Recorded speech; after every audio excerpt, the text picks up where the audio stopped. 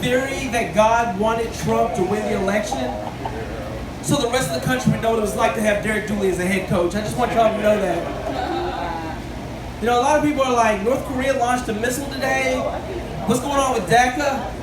UT fans are like, we watched Dooley call a fullback dive on 3rd and 8 from his own 40. We're used to this. There's nothing that can scare us at this point. Nothing at all.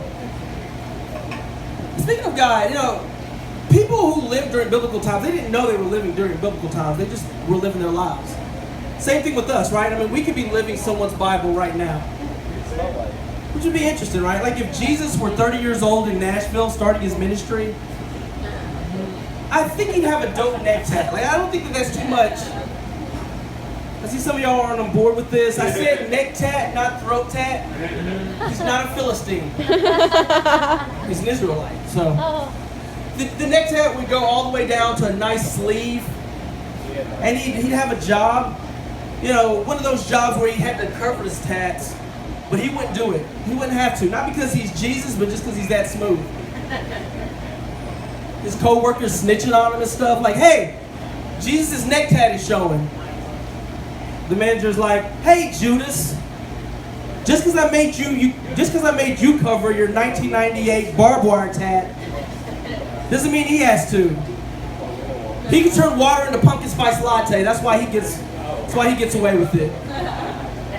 That's right. In that joke, Jesus is both a barista and a carpenter. He does both part-time. So, still good theology. That's what he's doing. I had sex the other week. Yeah.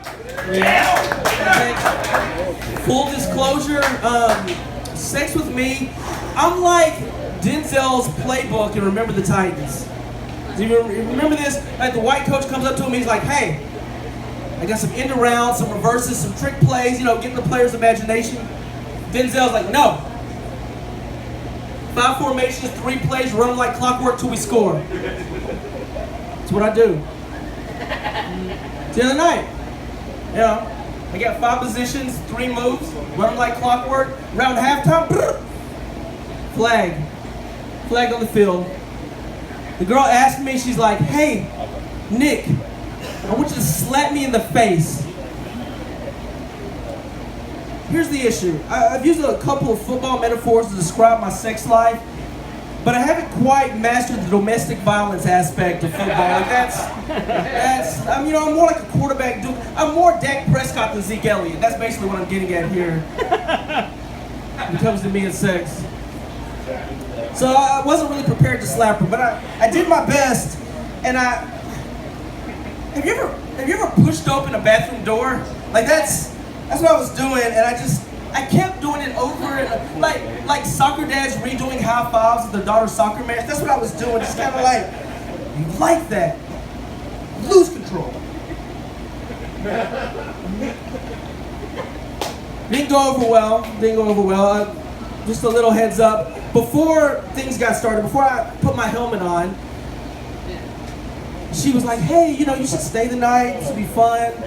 You know, just sleep in. Afterwards, she was like, I'm not even sleepy. You know, if you need to go home, I understand.